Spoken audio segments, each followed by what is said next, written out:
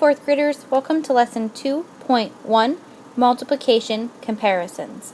Please pause to write the lesson number and title in your notebook.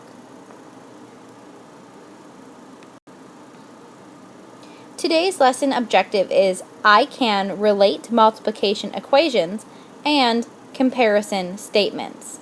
Please pause to write the lesson objective in your notebook. Today's lesson has a vocabulary word. Our vocabulary word for this lesson is the commutative property. The commutative property states that you can multiply two factors in any order and get the same product. So my example down below shows that 15 is 3 times as many as 5. So 3 times 5 equals 15. Or I could also say that 15 is 5 times as many as 3. So 5 times 3 equals 15. Changing the order of my 3 and my 5 don't change my answer. Please pause to write down the vocabulary definition and the example in your notebook.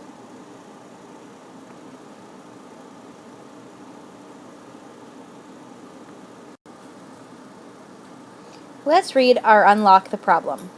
Carly has 9 pennies. Jack has 4 times as many pennies as Carly. How many pennies does Jack have?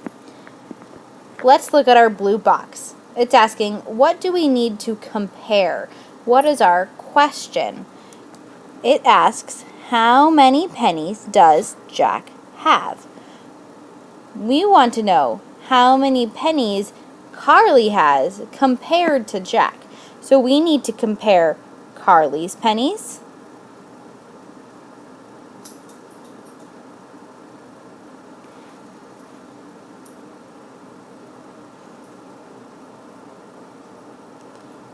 and Jack's pennies.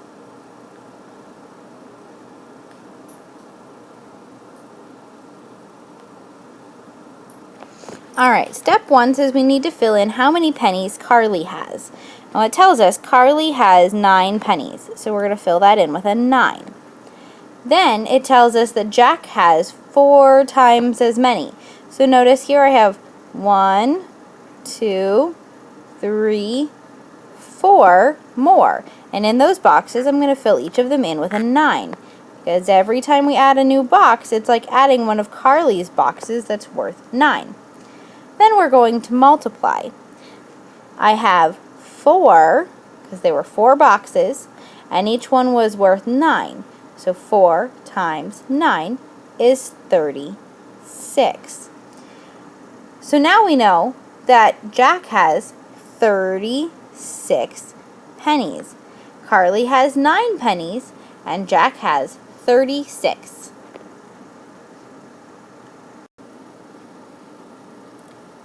Let's do this another way. Miguel has 3 times as many rabbits as Sarah. Miguel has 6 rabbits. How many rabbits does Sarah have? Alright, let's look at our blue box and fill out some information before we go ahead and do the math. So our first question says, how many rabbits does Miguel have? Let's look back at our problem. It says Miguel has 6 rabbits. How many rabbits does Sarah have?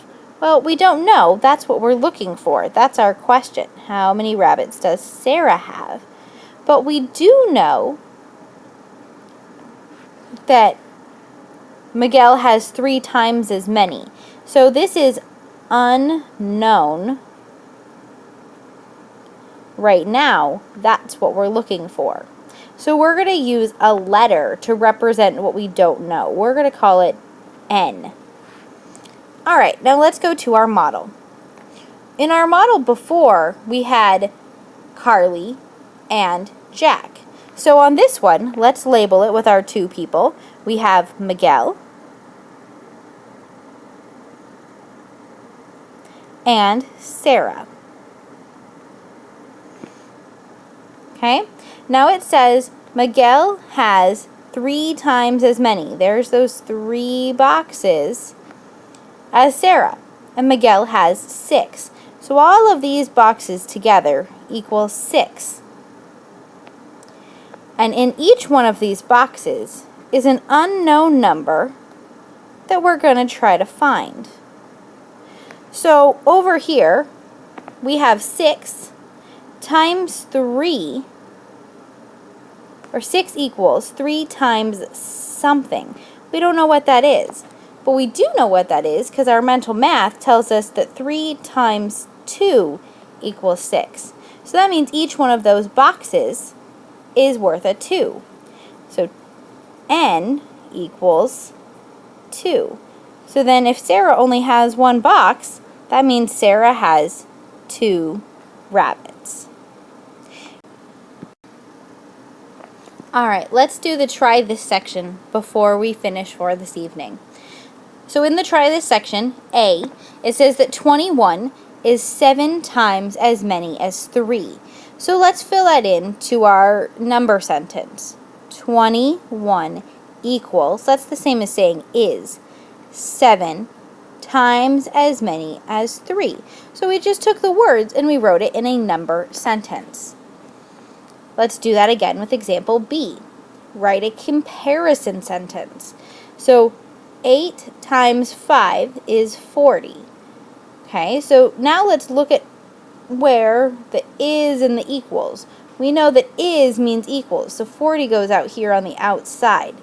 And 8 times as many as 5 equals 40. It's the same as saying 8 times 5 equals 40.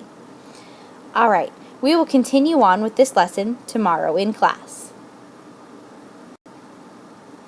You're almost finished. Go back to your teacher's website and fill out the exit slip before coming to school tomorrow.